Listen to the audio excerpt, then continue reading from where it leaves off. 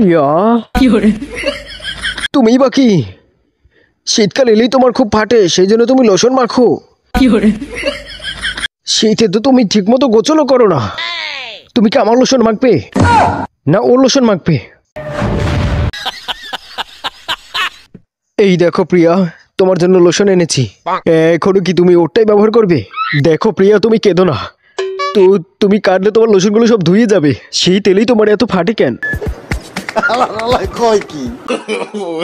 দেখ রাজা, তুই আমার বিয়েতে খালি হাতে কেন এসেছিস? লোশন কেন আনিসনি? যা 6 প্যাকেট লোশন লইয়া। আরে অজয়, খাবার তো খেতে দিলাম না, লোশন লইয়া। দেখ অজয়, আমি তোর জন্য ঠিকই লোশন নিয়ে আসতাম, কিন্তু আমার কাছে অত টাকা ছিল না, সেজন্য আনতে পারিনি। তুই জানিস না আমার শীতকালে খুব ফাটে। যা তুই লোশন লইয়া। আরে অজয়, খাবার তো খেতে দে, বিল নিয়ে আয়। আরে তুমি কি পাগল হয়ে গেছো? যা তুই জ্যাকেট নিয়ে আয়।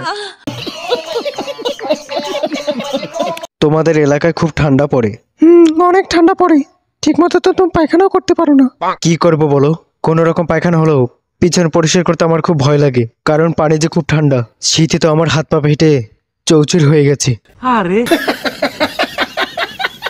যদি এই মাসে একটা লোশন কিনতে পারতাম তাহলে আর কোনো ভয় থাকতো না। আমার কাছে তো টাকাও নেই যে কিনবো। তোমার লোশনটা একটু শীতকালের জন্য ধার দিবে?